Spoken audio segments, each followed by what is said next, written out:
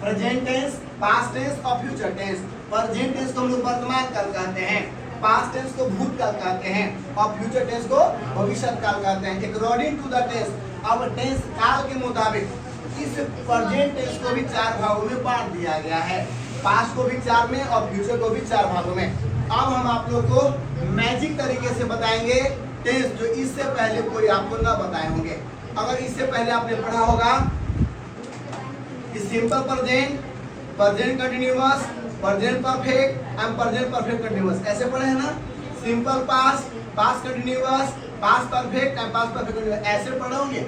But हम इस तरीके से नहीं पढ़ाएंगे, हम आपको पढ़ाएंगे मैजिक एंड वेरी डिफरेंट। अब हम पहले आप लोग को समझाएंगे, उसके बाद नोट करवाएंगे। अब आते हैं ये 12 को। सपोज अब आप लोग सब इधर ध्यान देंगे प्लीज, मेरी ओर बताएंगे। अभी मैंने जो उंगली निकाला, ओपन किया, कितना 4 उंगली, कितना उंगली है 4, कंप्लीट है, कितना है 4। और यह 4 उंगलियों में यह 3 लाइन है। ए बैक बेंचर प्लीज, तो ये 3 लाइन है। बोलिए I am right wrong? 1 2 3 1 2 3 1 2 3 1 2 3। It means 3 + 3 + 3 + 3 = 12। अब बोले हम राइट रॉन्ग? Right sir. अब 3 3 6 3 3 9 3 4 12। अब इसलिए मैं दिखाना चाहता हूँ कि अब मैं आप लोग के यूनिट 3 जो आप लोग भी अप्लाई कीजिएगा। अगर गलत कोई साबित कर दिया तो फिर जो मैं बोलूँ, जो वो बोलेंगे वो मैं करूँ। अब यहाँ ध्यान दीजिए, सबसे पहले जितना सिंपल है उसको एक बॉक्स में डाल दीजिए। Simple present, simple past, simple future. Simple present को हम लोग एक और नाम से जानते हैं। सिंपल प्रेजेंट को प्रेजेंट इंडेफिनिट कहा जाता है। क्या कहा जाता है? सिंपल पास्ट को पास्ट इंडेफिनिट कहा जाता है। सिंपल फ्यूचर को फ्यूचर इंडेफिनिट कहा जाता है। Anybody have doubt? No sir. लोग विक्रम मेरे भाई इसी में कंफ्यूज हो जाते हैं, तो इसका नाम जान जाइए तो भी दिक्कत ना होगा। फिर से एक बार रिवाइज करिए मेरे साथ। एक बार आप लोग बोलिएगा, बोलिए सिंपल प्रेजेंट, सिंपल प्रेजेंट, सब बोलेंगे simple present, simple present, simple past, simple past, simple future, simple future. बोलिए सेम उसका नाम दूसरा है ना, दूसरा चेंज। बोलिए present indefinite, present indefinite, past indefinite, past indefinite, future indefinite, future indefinite. Present continuous, present continuous, past continuous, past continuous, future continuous, future continuous. मतलब इसका भी 2 अलग नाम है, 3 और। Anybody have doubt? No sir. अब देखिए present continuous, past continuous, future continuous. Anybody have doubt? No sir. अब यहाँ ध्यान देंगे, अब प्रेजेंट कंटीन्यूअस को, अब इसका दूसरा हम बोलिए present imperfect, present imperfect, past imperfect, past imperfect and future imperfect, future imperfect. Anybody have doubt? No sir. बोलिए present perfect, present perfect, past perfect, past perfect, future perfect, future perfect. Present अब हो गया, 9 को complete हुआ? Yes sir. Please बोलिए हुआ ना? Yes sir. अब है present perfect continuous, present perfect continuous, past perfect continuous, past perfect continuous and future perfect continuous, future perfect continuous. And have doubt? No sir. अब देखिए कैसे पहचानेंगे टेंस, क्या कहेंगे, कैसे पहचानेंगे टेंस और कैसे खेलेंगे टेंस के साथ। तो जानना है, सबसे पहले इसका मैं हिंदी बताऊंगा, इसका बस पहचान बताऊंगा। सभी आदमी यहाँ हाथ यहाँ पे ध्यान दीजिएगा। यहाँ पे कैमरा आगे है, एक्टर आगे है, पीछे आप लोग हैं, आप लोग मेरे, आप लोग कैमरा है ना। तो चलिए बोलेंगे ता है, ती है, ते है। ये ता है, ती है, ते है, प्रेजेंट है, प्रेजेंट में भी सिंपल प्रेजेंट है। अब बोलेंगे, अब जैसे हम लोग बोलते हैं ना सिंपल प्रेजेंट, क्या बोले, या ये ई, या ये ई, या था, ये थी, ई थी। ये सिंपल पास्ट है, सिंपल पास्ट है। और गागेगी, बोले और गागेगी, सिंपल फ्यूचर, सिंपल फ्यूचर। समझ में आया? Yes sir. अब बोलिए, बोले रहा है, रही है, रहे हो, प्रेजेंट कंटीन्यूअस, रहा था, रही थी, ना रहेगा, दी रहेगी, फ्यूचर कंटीन्यूअस। समझ में आया? Yes sir. चुका है, चुकी है, चुके हैं, प्रेजेंट परफेक्ट, चुका था, चुकी थी, चुके थे, पास्ट परफेक्ट, चुकेगा, चुकेगी, चुकेंगे, फ्यूचर परफेक्ट। 9 कंप्लीट हो गया। Yes sir. समझ में आया कि बाउंस कर गया?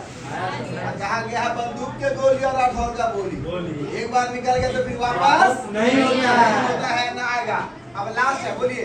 ता आ रहा है, ता आ रहा था, ते आ रहे होंगे, फ्यूचर परफेक्ट कंटीन्यूअस। ताली बजाओ प्लीज, समझ में आने वाली।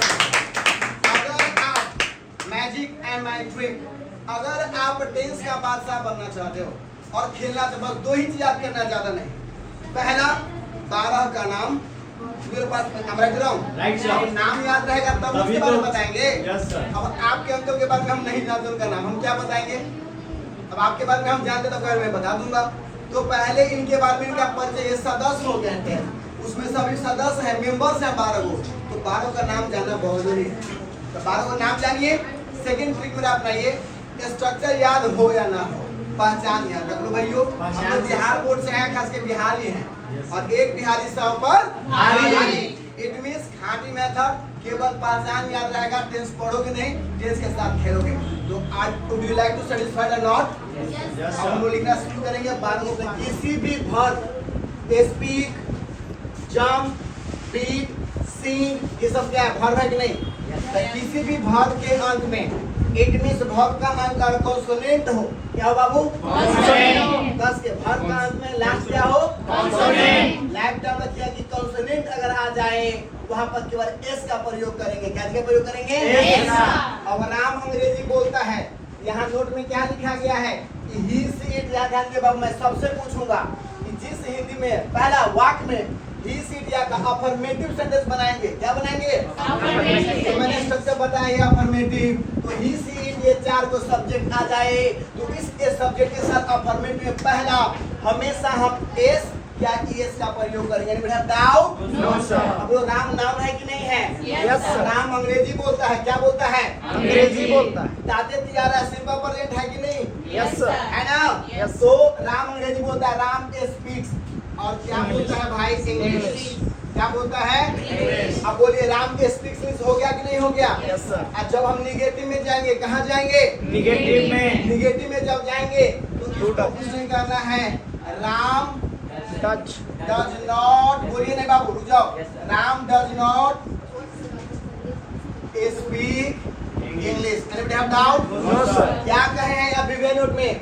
लेकिन इसका, ये सभी का अभिव्यय नोट, लेकिन जब हम निगेटिव सेंटेंस बनाएंगे, लेकिन जब हम निगेटिव सेंटेंस बनाएंगे तो सब्जेक्ट के बाद, किसके बाद मेरे भाई? सब्जेक्ट के बाद। सब्जेक्ट के बाद क्या लगेगा? डज लगेगा, यस या नो? Yes sir.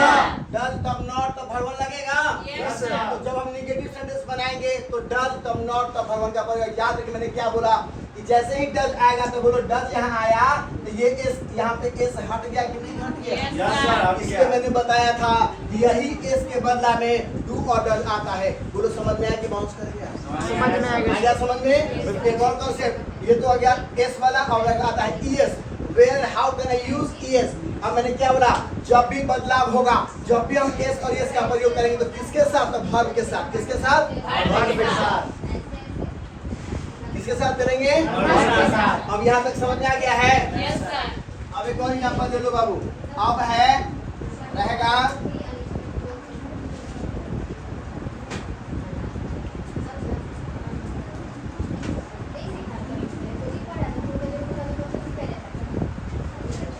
काजल स्कूल जाती है। कहाँ जाती है बाबू? स्कूल जाती है। 10 के बोलो कहाँ जाती है? स्कूल। काजल स्कूल जाती है, राइट सर। अब याद ध्यान दीजिएगा, काजल का काजल हो जाएगा ना, काजल। अब देखो मैंने क्या कहा, किसी भी वर्ब के अंत में अगर वॉवेल आ जाएगा, वहाँ कंसोनेंट आया था तो एस लगा दिए थे, यहाँ वॉवेल आ गया तो किसी वर्ब के अंत में अगर वॉवेल आ जाए वहाँ ईएस का प्रयोग करते हैं। क्या का प्रयोग करते हैं? यस का। क्या का मेरे भाई? यस का। राम गोज होगा ना? यस। अब स्कूल प्रॉपर नाउन है तो उसके ऊपर टू लगाएंगे ना? यस। क्योंकि before proper noun we can use to.